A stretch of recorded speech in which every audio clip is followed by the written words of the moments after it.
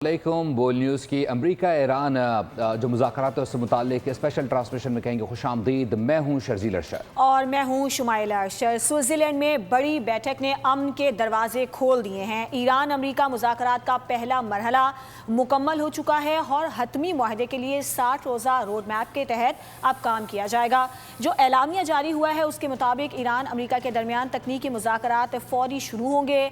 आबनाए Hormuz में तिजारती जहाज़ों की आमदोरफ्त के लिए राब्ता लाइन भी कायम की गई है। इसके अलावा जंग बंदी पर अमल दरामद के लिए बड़ी कन्फ्लेक्शन सेल भी कायम करने पर इत्तेफाक किया गया है। इसी पर बात करने के लिए हमारे साथ सीनियर तजियाकार मौजूद हैं, माहिर बैनुल-अक़वामी उमूर भी हैं, मुनव्वर हुसैन साहब और अब्दुल्ला हमीद गुल साहब भी हमारे साथ मौजूद हैं।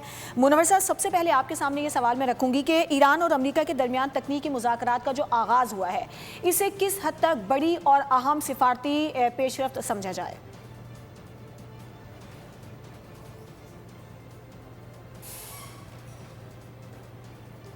जी वालेकुम अस्सलाम। आपको, आपकी टीम को, शुमाइला आपको, शर्जील साहब को, देखने वालों को सबको सलाम। आपकी थोड़ी आवाज़ कम आ रही थी।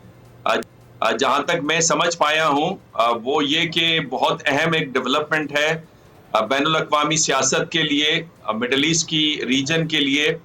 और जिस तरह बैनुल-अक़वामी सियासत के अंदर एक नुमाया आप तब्दीली देख रहे हैं, एन ऑक्टेगोनल मल्टीपोलैरिटी एमर्ज कर रही है, वहां पे भी रीजनल पॉलिटिक्स में भी एक तब्दीली रूनुमा हो रही है। मैं इसे रीस्ट्रक्चरिंग के मद में देख रहा हूँ। मैं तो बल्कि जो मुझे नजर आ रहा है वो तो ये नजर आ रहा है कि जो स्ट्रक्चरल ताल्लुकात हैं अमेरिका और ईरान के दरमियान में, उसमें एक नुमाया तब्दीली नजर आ रही है। और ऐन मुमकिन है कि ईरान काउंटर वेट हो इजराइल के लिए अमेरिका की खारजा पॉलिसी में। अब जिस तरह की स्टेटमेंट्स मैंने प्रेसिडेंट ट्रंप की देखी और जेडी वेंस साहब की देखी इजराइल के हवाले से, और फिर टकर कार्लसन ने एक ट्वीट के अंदर जिस तरह बताया कि प्रेसिडेंट ट्रंप बड़ी खूबसूरती के साथ इजराइल और नेतन्याहू का ग्लोबल इकोनॉमी में इंटीग्रेट करके ईरान की सस्ती एनर्जी से फायदा उठा सकते हैं, बिकॉज ये वो सस्ती एनर्जी है जिसने चाइना को दुनिया में इंडस्ट्रियल हब बनाया है। और प्रेसिडेंट ट्रंप भी अमेरिका के अंदर इंडस्ट्रियल रिकंस्ट्रक्शन की बात करते हैं, अमेरिकन इकोनॉमी को रीबिल्ड करने की बात करते हैं। तो क्या वो अमेरिका जो कि 7 से 8 मिलियन बैरल मंगवाता है, बाहर से इंपोर्ट करता है अपनी जरूरियात के लिए, क्या वो ईरान के साथ इंटीग्रेट इस मामले में कर पाएगा? क्या अमेरिकन कंपनीज ईरान के अंदर जाके इन्वेस्टमेंट कर पाएंगी?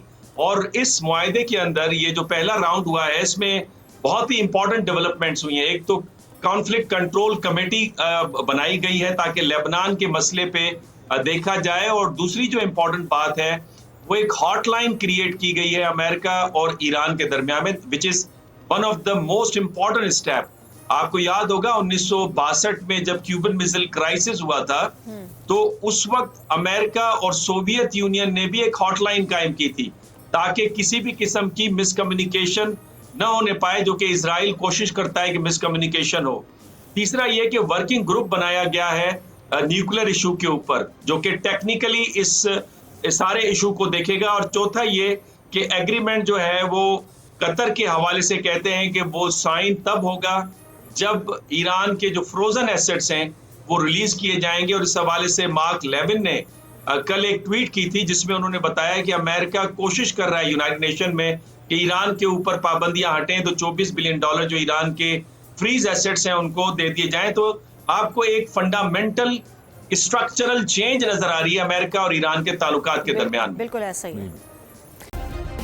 सब्सक्राइब करें और बेल दबाएं ताकि कोई खबर रह न जाए।